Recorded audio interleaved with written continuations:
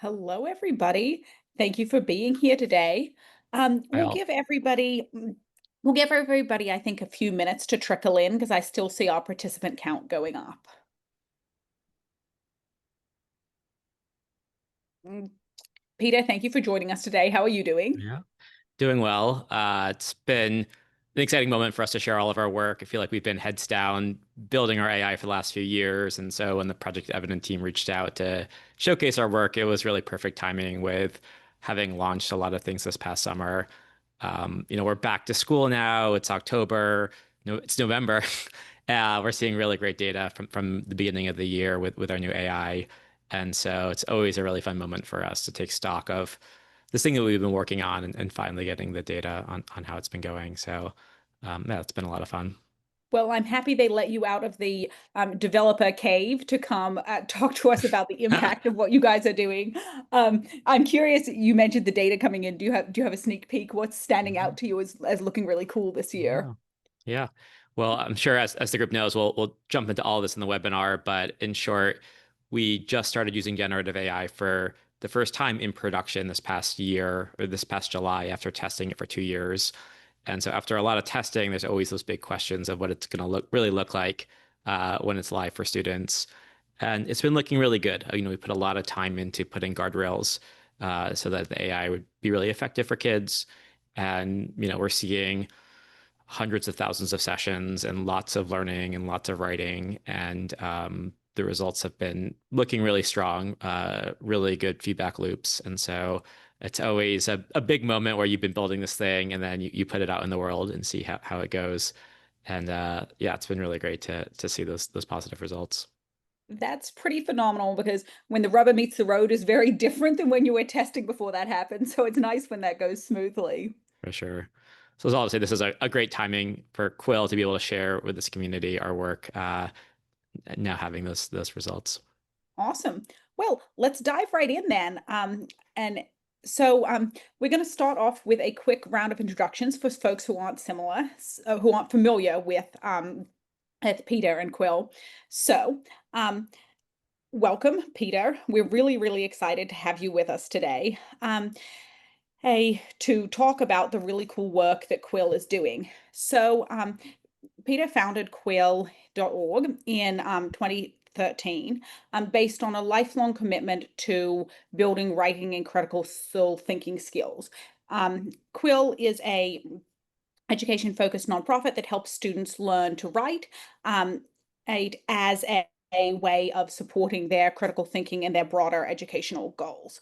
I was not to name drop, but Quill has been recognized by Fast Company's most innovative education companies through the Bill and Melinda Gates Foundation Literacy Courseware Challenge and Google.org's AI for Social Impact Challenge. So not only us, but also other people think that they're doing really good work. And Quill has been building with AI since 2018, before it was cool, with a 30-person team, about half of them dedicated to the AI side.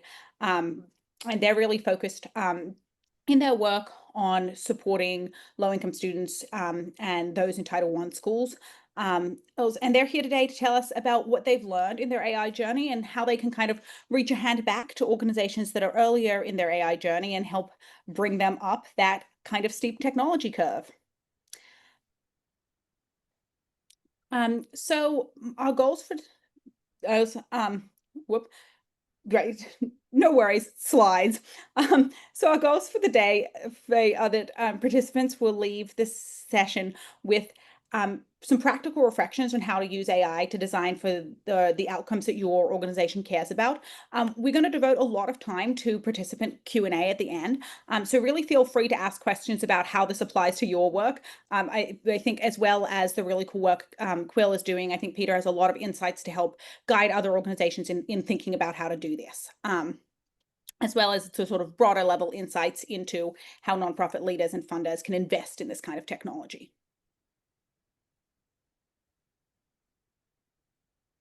Can we do next slide? Great. So before we dive in, I want to sort of situate this work Starting early in the AI journey in 2023, a Project Evident and Stanford's Institute for Human-Centered Artificial Intelligence conducted a survey focusing on how funders and nonprofits in the social sector were using and thinking about AI. And that's really the genesis, the origin point of all of this work, identifying those core challenges. Next slide. One of the things that we found in that work was that there are still really significant challenges to AI adoption. So both foundations and the nonprofits they work with have concerns about bias in AI and about unclarity about how AI can help them and their organization. So, next slide. In part, in a response to these barriers, we over here at Project Evident are working on the Equitable AI Adoption Project, which is aiming to inspire and inform practitioners on how AI can help their mission, offering a suite of resources that include a framework for equitable AI adoption that will be published probably early next year, and a series of case studies of organizations that are really at the cutting edge of using AI for mission impact. So we've already had a case study published and done a webinar on crisis text line focused on using technology to scale impact.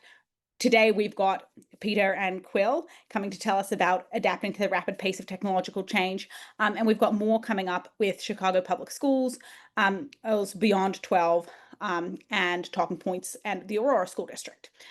So there's webinars, there's case studies, there's podcasts, there's lots of ways to learn about this work.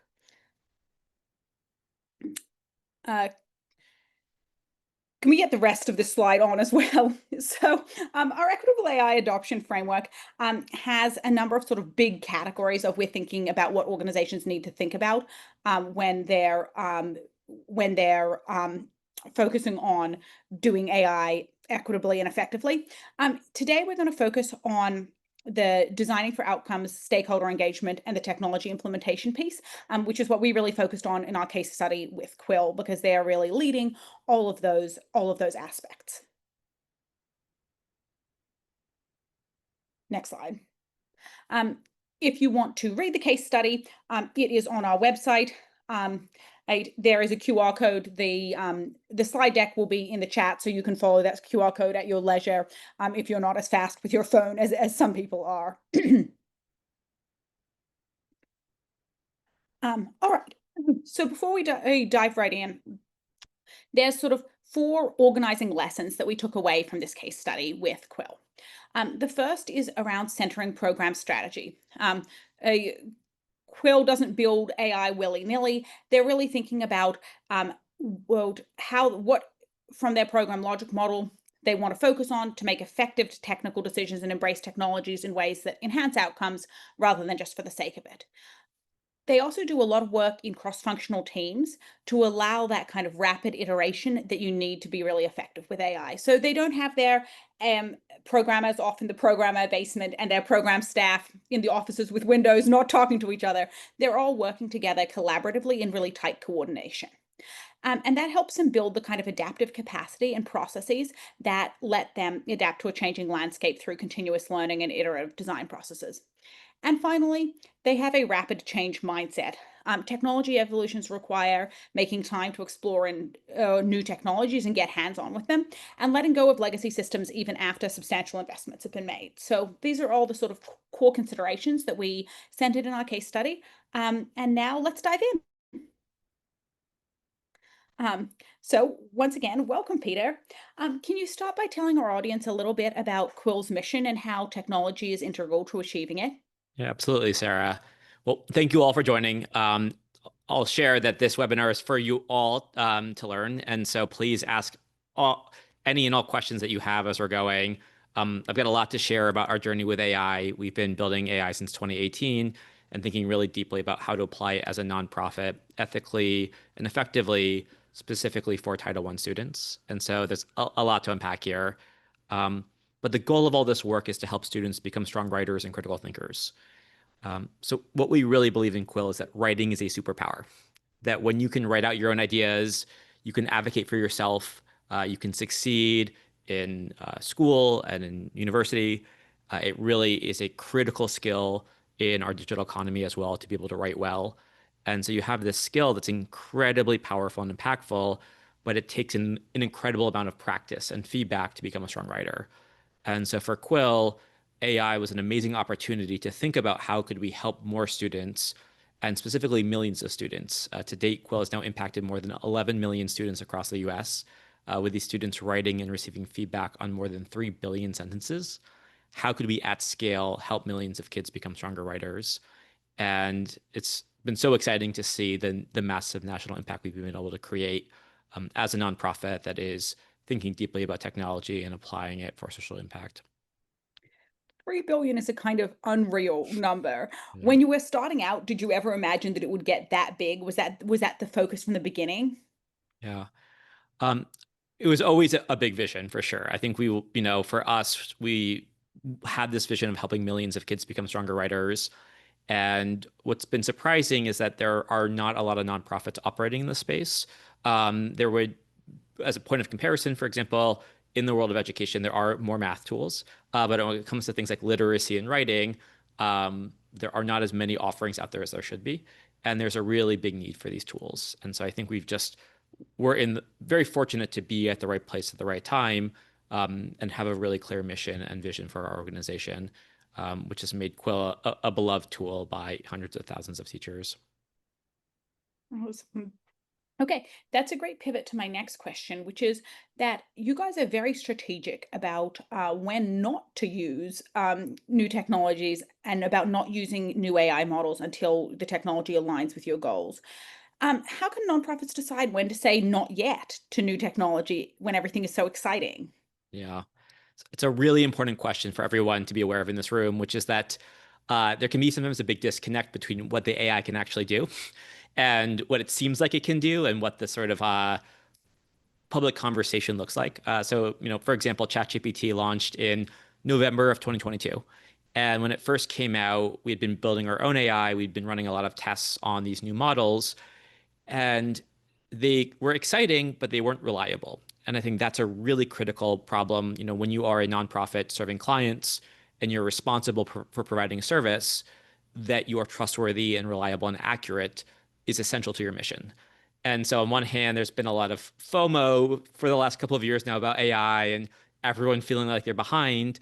And the truth is that some of the AI was just not quite there for what you needed it to do. It's completely dependent on how you're trying to use it. With Quill, for example, we are providing immediate feedback to kids on their writing. We are scoring the writing and generating feedback in under 1 second.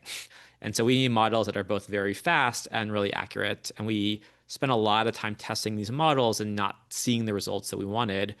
However, very recently, within the last 6 months, we have seen this threshold moment where the models are now able to operate at the speed and accuracy that we want. And so it can also be easy to dismiss the AI. And I think it's important to acknowledge that this is a rapidly changing space. The more that you learn now, the more that you test these models, the more that you play with them, you build up that AI knowledge that allows you to then find that right moment, that inflection point where what you're trying to do and what the AI can support converge.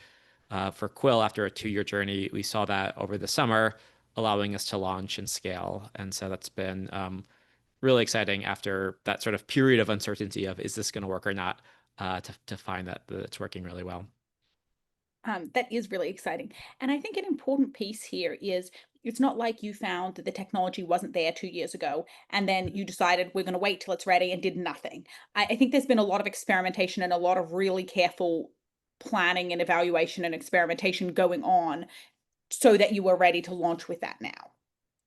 Absolutely. That work happens. We're fortunate at Quill that because in teaching writing, AI is a really central part of our work. About half of our 30-person team is solely dedicated to building our learning tools, creating our content, and that AI powers all of that. And so that team has been thinking about this for a number of years.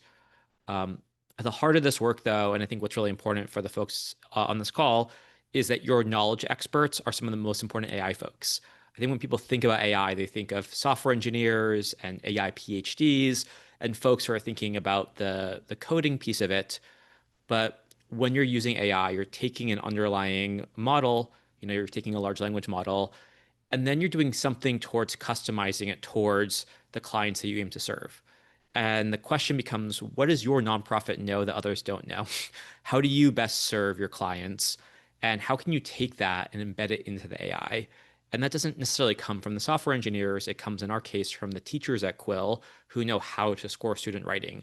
They know what to look for in good writing and what writing needs feedback and coaching. And getting those folks to share that knowledge and embed it into the AI was really critical to build something that really served our students well. These folks weren't AI experts. My background, I was not a computer scientist. I was a philosophy and history major. And so I think with AI, it's just continual learning. It's really being comfortable, asking questions, trying to understand these new things. And it doesn't require a PhD often. It's helpful to have PhDs as collaborators for sure. But that curiosity and that learning has been a big part of how Quill's been able to take a new technology, which feels like a black box, and really unpack it in a way towards being able to better serve our students. That's really fantastic. Can we double click a little bit on that? How do you get teachers involved in the process? So that takes a couple of forms for us. Um, right off the bat, we have a team of, of our 30-person team, about 20 of our 30 staff are former educators. It's a really critical to our organization that we have a number of folks who bring the teaching experience. We specifically think about things like teachers who have worked in Title I schools and understand those students, how they write, how they respond to feedback. Those are all things that go into the AI's design. And so that direct knowledge plays a critical role. We do, though, work with more than 600 teachers in our advisory council. Excuse me. Our advisory council is a group of teachers from 42 states across the US, working with around 30,000 students.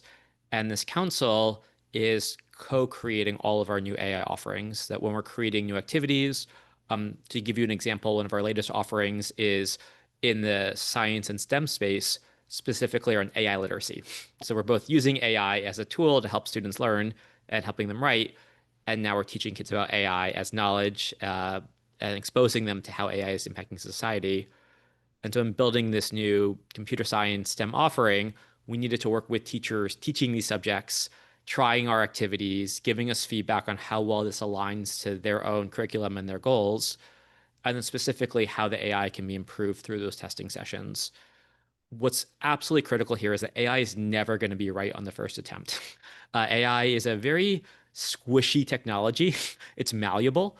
And so what's exciting about it is that you can build something and it won't be perfect on the first go around, but then you can improve it, right? You can add more data, you can add guardrails, you can add directions, you can add guidelines, and you can continually improve it to get it to a point where it's really effective.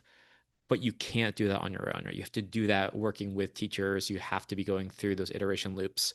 And so I think that's often sort of one of the biggest stumbling blocks towards AI adoption is you can get a prototype up and running pretty quickly, but if you don't have that community of people to work with in the co-creation process, you'll get you'll stall out in it being okay to good, and you won't get to that great threshold that is really required for building a highly effective AI tool. Absolutely. So I'm just trying to make this really concrete for everyone. Can you think of a specific time that the feedback you got from your educators caused you to change the direction or the way you were using AI? Mhm. So when we're building our AI, it's unique to we create a sort of custom AI prompt for every student writing prompt. What that means is the students are writing about a particular topic. For example, in our AI literacy offering, students a topic that students have responded really well to is how AI is impacting art, and looking at things like music and movies and all these other questions about AI's impact on creativity and creation. And so in building those activities, students were playing through these activities and debating the questions of like, should an artist's voice be cloned to be used in another song, for example? There's a big controversy around the song that The Weeknd and Drake created. For example, kids know this song. We have this activity about it. And as they're engaging with our AI, they're giving us feedback about how we're scoring their writing. And so that specific feedback process is a process of saying, what are the students saying? And so in this case here, what arguments are they making and how can we tweak the AI towards being more responsive to their arguments? And so it's not just a one-time sort of changing of the system, it's sort of a continual adjustment of each of the learning activities based on the data of how they're performing. And that plays a Oh, that's really really critical role here in it. So it's not a one-time thing, but a ongoing thing where each activity gets its own customization. that's really interesting because you're getting sort of the feedback both from the students and from the teachers at the same time and building both of those into the process. Absolutely. Um, as Okay, so how do you get there? How do you get to the culture that values kind of like a trial and error and not expecting to get the right answer the first time, but being able to have this cycle of learning and iteration? It's a real benefit towards smaller organizations and startups sometimes that you have a little bit more breathing room here. I will say that we've worked with some larger organizations, and I think with AI, there is this risk element to acknowledge, which is that AI is it's a generative technology, it's a predictive technology, and so you will get a different answer each time. You can ask an AI a question, and you'll get different responses. And so you have to be comfortable creating a sandbox, right, where you can do that testing and that iteration.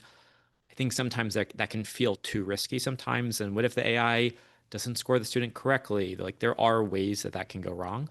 And so I think creating a safe space to build it is a way in which you can get over that gap, and sort of that becomes a really critical way of getting from starting with a blank slate to having something that really works. Um, you have to find partners, though, of course, to be able to create that space and doing that work. That makes total sense. You're kind of creating this like digital space to work in a sort of lower risk environment. On the cultural side, how do you help, how do you get that culture to permeate your team? Because it really seemed like from the interviews we did for the case study that that's really across the board. People are exploring, people are experimenting. It's not just, one person Mhm. leading that. Yeah. I think one of the things that's really helpful here is that in that culture of experimentation, we are fortunate that this work for us is the core of our mission. And so it's a 5-year project for us, not a 6-month project. I think it is tough, and just to acknowledge the reality for a lot of nonprofits that you can spend 6 months on an AI sprint and build some really great things, and that's definitely worth doing to build that core knowledge. It is helpful, though, to sort of say this is part of our program, this is something that we're building, and then that creates space, right, to be able to do that work. That, of course, requires staffing, it requires funding, all those difficult things that are so tough in running a nonprofit. But those things allow for experimentation, which is so much of AI. I think it's just a technology where every 2 months it's changing. There's something new. There's agents and reasoning models and all these things that we keep hearing, all these big announcements about. And so, the way that you stay on top of it is just constantly keep playing with it, right? Trying it out, using it for different purposes. And that does take some time and really a lot of curiosity as well. I'll share again, in not being an AI expert, I'm just randomly asking questions all the time. Explain this to me, explain that to me. Right. Really just sort of guiding my own learning around these technologies. And again, not as a computer scientist or as an expert, but that curiosity um, creates a forward momentum here. So I would say that is really important in a space where there's not just a single prepackaged playbook that you can run. It's something where you're sort of constantly um, following these developments and thinking about how to apply them in different ways. It will stabilize more in the future as well. I think just to also acknowledge we're in a moment in time where things are moving very quickly. It won't be like always like this, in the far future, but that in this particular moment in time, it can be tough because, for Quill, for example, specifically, which models we use, how we train those models change and that training changes. So it isn't just a static thing. It really is something where it requires a lot of adjustment, for better or worse. And you guys have really learned that, I think, on a large scale. You made the difficult decision to pivot after more than $5 million invested in a sort of earlier generation of predictive AI to pivot towards the sort of generative AI world. What does it take to make and communicate that kind of decision? Yeah. We'll first start for the room with a quick recap about predictive AI versus generative AI for folks. I think we all remember pre-ChatGPT AI things like recommendation engines, right? That Netflix would recommend shows to you. And in that era of AI, it was creating a prediction. And so for Quill, what that meant was when students would write, our team of teachers would write out like 100 different things that the AI could say to the student, and the AI was predicting a piece of feedback. So it's predicting feedback number 14 or feedback number 27. And we would control the feedback by writing it ourselves. And this prediction engine would allow us to serve that to the student. Prediction engines can be great for lots of things. That there are many use cases where predictive AI is still the better approach for particular problems. With generative AI, it's really around language often, right? You can generate images, but you're often generating text. And so that can be really powerful. And for Quill, it meant instead of just having the 100 pre-written pieces of feedback, the generative AI could write whatever it wanted, and it can really capture nuance and more sophistication than we could do ourselves. It also represented a much faster and more cost-efficient approach towards giving that feedback. But it meant that rather than the guardrails of only saying the 100 things that we've pre-written, now the AI could say whatever it wanted. And that was a big, big risk. And so that required building some pretty strong guardrails around what the AI could say and couldn't say. That meant doing things like adding an editor. So when the AI would generate feedback, it would sometimes do things like tell the student the answer. It would say to the student, that's incorrect. Have you thought about blank? And in have you thought about blank, it would tell the student what to write rather than letting the student do the thinking themselves and figuring out the answer. And so those were really big problems for us where we're really removing the learning experience when the AI is simply providing that information to the student. And adding an editor, for example, that edits the feedback of the generated AI feedback, and that's another AI task, created a backstop for us. There's a few other ways we tackled that problem, but that sort of in that transition, there were a lot of pros, a lot of cons, and at the heart of it was that we had spent, again, $5 million in building out this very complicated predictive AI system that had been working well, but wasn't the right technology for us. It wasn't sort of the path towards scaling Quill in the way that we needed to scale. And to a certain extent, with AI, by being at the forefront, you get to unlock the new things. And so the newest models that have launched recently are just getting more and more powerful. We're better positioned towards leveraging them now because we had made that transition.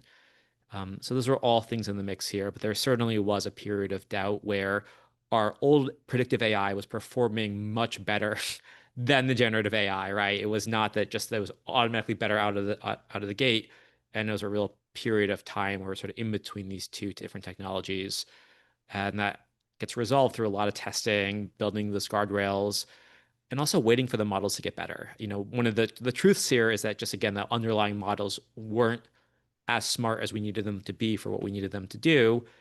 And just by waiting, they got smarter and they could do this thing in a more reliable and accurate way than they could in the past.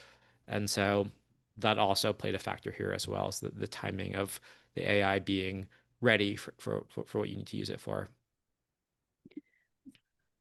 Absolutely. So, kind of, what do you think are the big lessons you draw out from that to help other organizations avoid the kind of sunk cost paralysis when technology changes quickly? Because I definitely would have looked at a $5 million investment and felt a lot of sunk costs.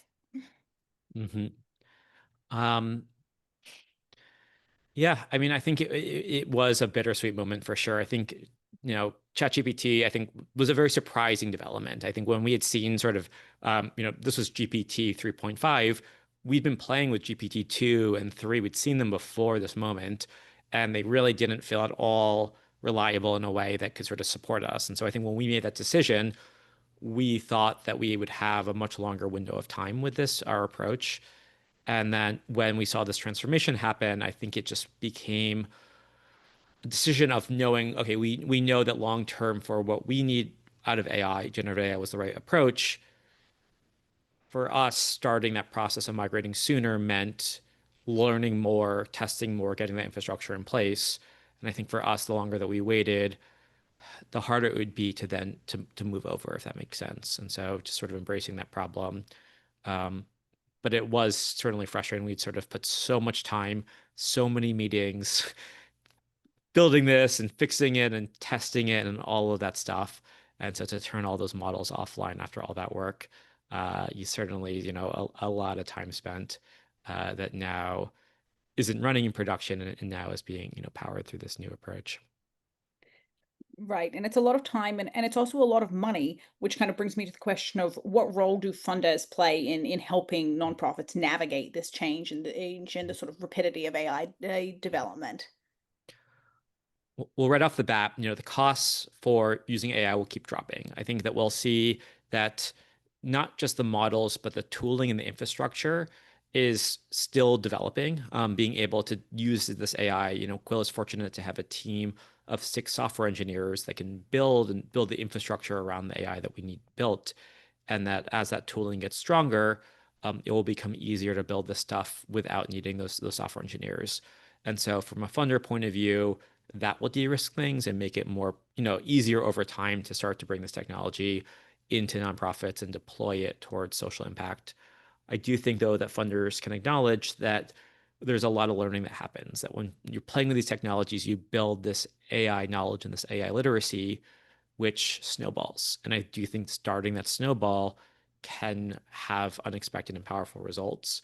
And so I do think on one hand, it is really great to start and say, let's do a 6-month sprint on this and see what we can learn and what we can do. After that 6-month sprint, you might decide, hey, this is the right thing for us, and then really go deeper into that work. I think funders should try to encourage that, though, and to create space for that. And that when you find a fit, you might be able to build something unique and powerful. We are very much in the early innings of AI. It may feel like everyone's already behind and already too late and it's all already happening. But from my own point of view, again, it's just we're all at the very beginning of AI. It's going to be here for the rest of our lives.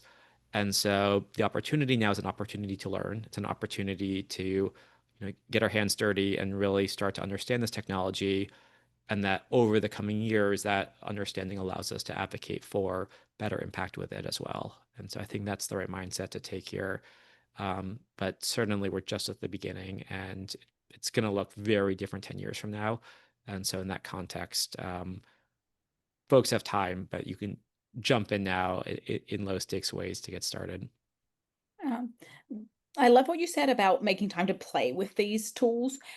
How do you do that? How do nonprofits build AI playtime into their sort of way of working without overwhelming your staff? Mhm. Yeah, the fundamental root of this is having people that are assigned to this work and that you have funding for that. So it's hard to just say, oh yeah, do this. I'm not the right person to answer that question of how do you do this on top of everything else. I will share that Quill, we are fortunate to have, again, our team of former educators who are doing a lot of work, both creating the content, but also assessing the AI. We're fortunate to have software engineers and a product manager that can help support this work. And so I think it is helpful to acknowledge that there is some staffing required towards this work, and that in that staffing, you can then start to create goals and sprints.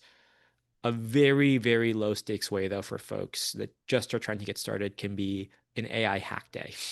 And so this is something that is starting to become a lot more doable, that with AI, playing with it for a day, for example, even can result in some really fun things.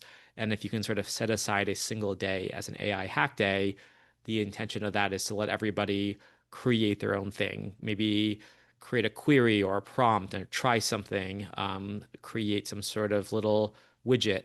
And you're not building like an official thing, but creating space for that curiosity can lead to a lot of fun ideas as well, and can really be a way of getting that conversation started of how should we invest in this. And so that might be a very low stakes way of getting started for folks who are new to this. That sounds both low stakes and very fun. So I think we're at the end of our structured questions. And so I'd love to dive into some of the audience questions here. Folks, if you haven't had a chance, I encourage you to pop questions into the Q&A box, or into the chat if you prefer. And as you do that, we'll start with some of the questions we already have. Um, So it seems like we've got a question around how do you manage students using AI in their own writing? And do you have sort of policies or expectations around that? That's a really great question that I had not thought of. So thank you, anonymous attendee. Yeah. So one of the important things to know about Quill and how Quill operates is that students are always doing the writing on Quill. They're completing writing prompts themselves, and we are providing feedback. And we solely use AI for feedback and coaching. We never use AI to write for the student. And so we are creating these exercises and prompts inside of a core curriculum. We're working with an existing program or a set of national or state standards and creating specific exercises where the students are being asked to write and revise their writing. That problem of using AI in general is certainly a big, complicated problem. And it's tough because there are times where AI, for example, as a research tool, can be really helpful towards researching towards the goal of writing an essay, for example. At the same time, there's a huge, huge risk of students not doing their own thinking and letting the AI write for them. And so it's a tough question that a lot of folks are thinking through, but there is an alternative, which is to think about how to apply AI towards letting students do more thinking and AI to evaluate that thinking. And I think that's an approach that we think is really important and powerful. Absolutely. This seems to be resonating with people. We've got another question around the sort of how do you get the AI to keep a student's authentic voice going rather than writing it for them? And I know you mentioned that there's a lot of evaluation, that a lot of guardrails you put in place to do that. Can you tell us a little more about that? Yeah. So similar to the other question, that sort of limitation of Quill is that we are not writing for you. We are providing these practice opportunities and providing feedback on them. And so, for example, if a student wanted to use a model to write, for example, their college application essay, um, yeah, that would be something very different from what Quill offers. I think that's again, a very complicated question of what's unique to you as a person versus what can the AI provide. I will say from my own experience as an employer, in hiring, one thing that we do is we ask people to write like strategic plans and hiring plans and other documents as part of our hiring process, for example. And we've seen with AI a tendency towards people using the AI to do that, to build those plans for them. And from my point of view, it's extremely obvious when we see those AI generated responses versus when we see those real authentic responses. The AI tends to follow like a common format.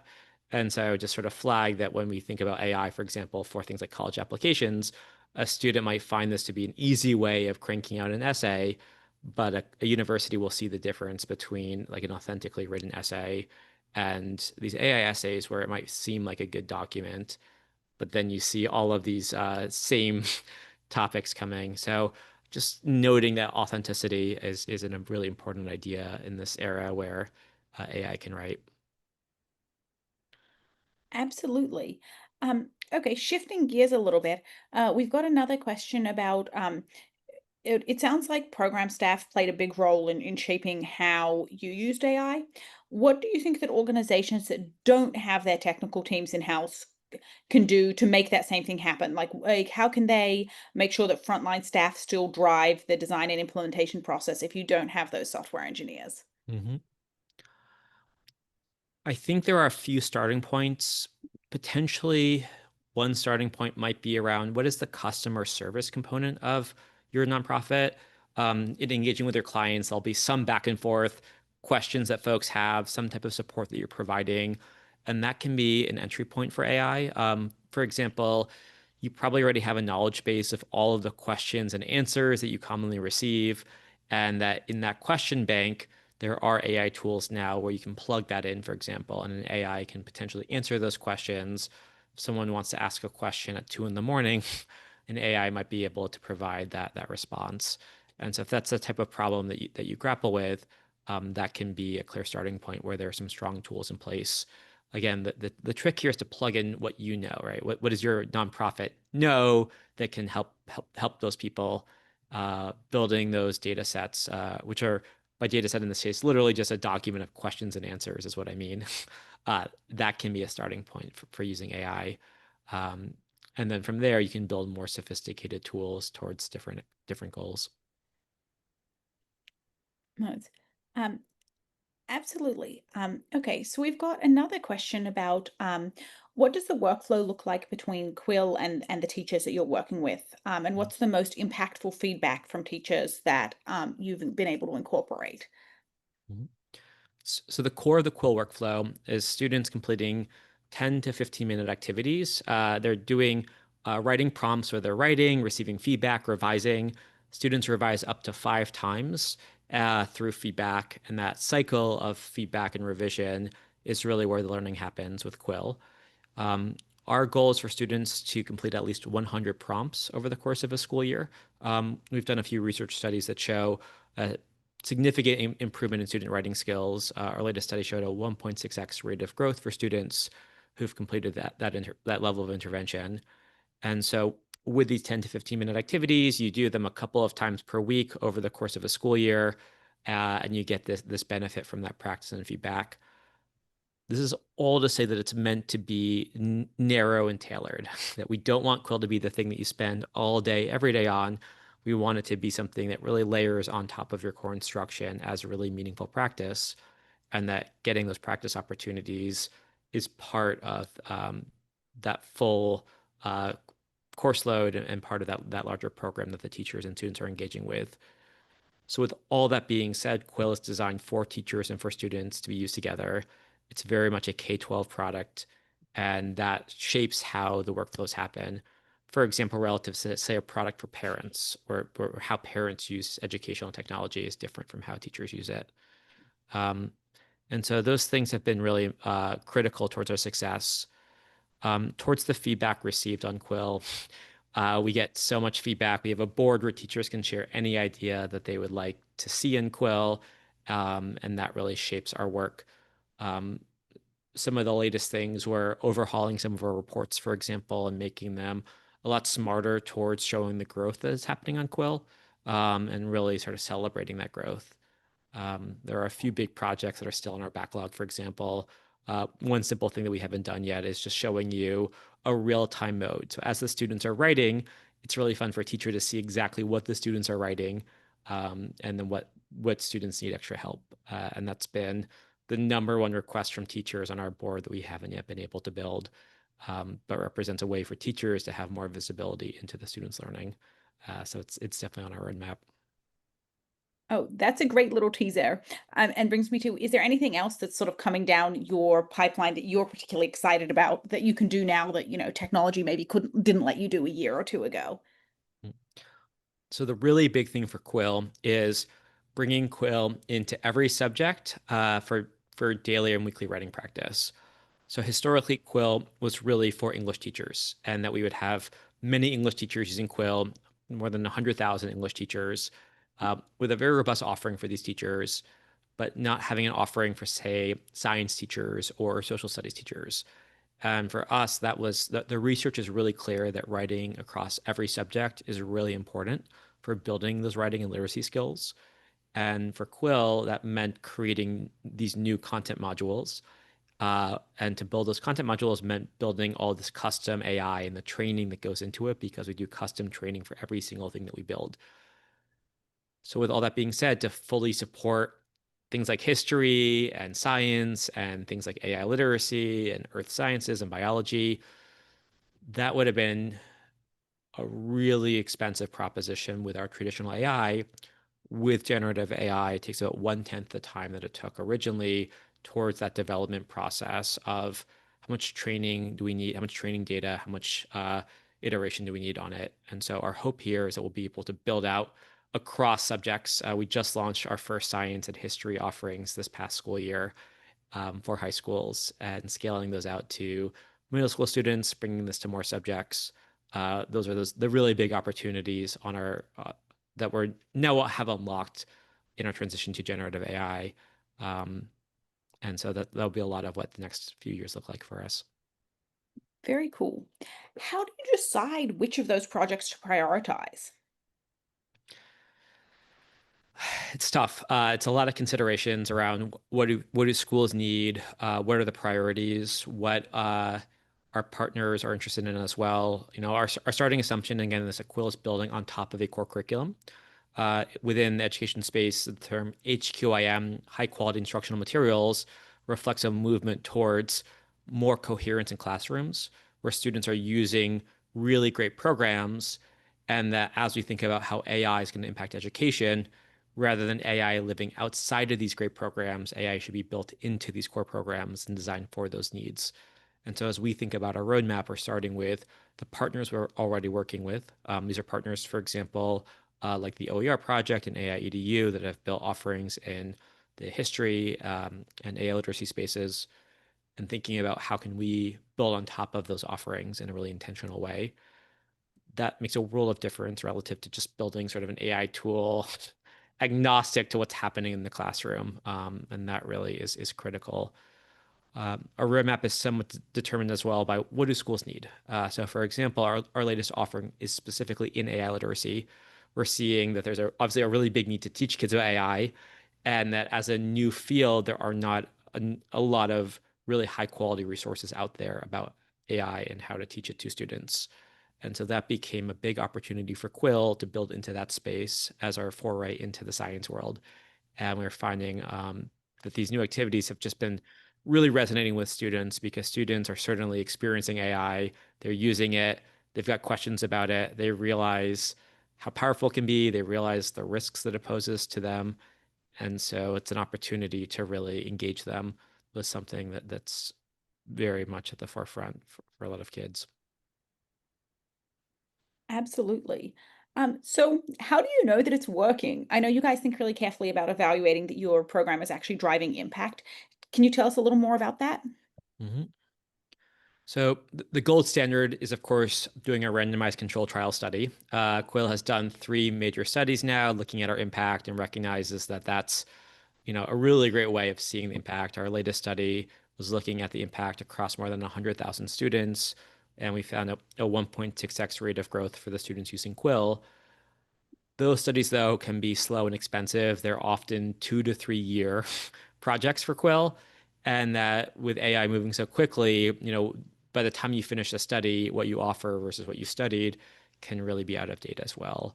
And so while those studies give us that confidence that Quill is working, a much faster way of evaluating AI is through like external audits. And so the idea here is that when you're engaging students in a learning loop, your AI is responsible for understanding what the student is saying and providing feedback.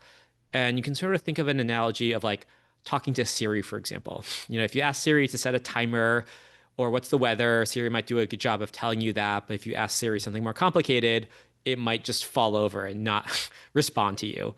And so I think as we think about AI, you can just look at all those interactions and look at when did Quill do a good job of supporting the student versus when did Quill fall short. And all AI will fall short some of the time. It's never going to be perfect.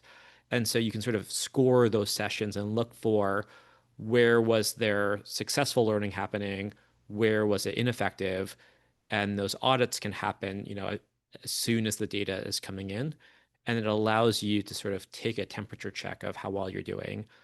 And so those types of rapid cycle evaluations can be really important towards knowing like where you're falling short and how you need to improve.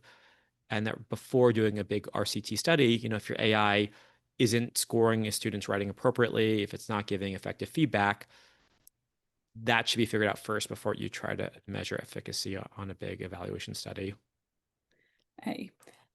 So we already got a follow-up question in the Q&A about that, which is how do you link your impact to longitudinal student outcomes to support college or workforce readiness or literary proficiency more broadly? Mhm. Well, we've certainly seen that writing is a critical workforce skill. There are things, for example, like LinkedIn did this major survey of the most critical job skills, and writing and communication came in as the #1 most critical skill that employers are looking for. We're seeing likewise that in places like higher education, your ability to write persuasively and being able to explain an idea is a critical skill that is becoming more at risk now. And I think that they're sort of certainly seeing some of the conversation online about what's happening in universities and higher education when it comes to students writing and essays. I think there's a need to spend more time building these skills and this knowledge. And so with all that being said, those outcome measures are really tied to that writing. For Quill, how we think about this is that if we know that we're doing a good job building writing skills, and we know that writing is really critical towards these long-term outcomes, the more effectively we build writing skills, the larger of an impact we have.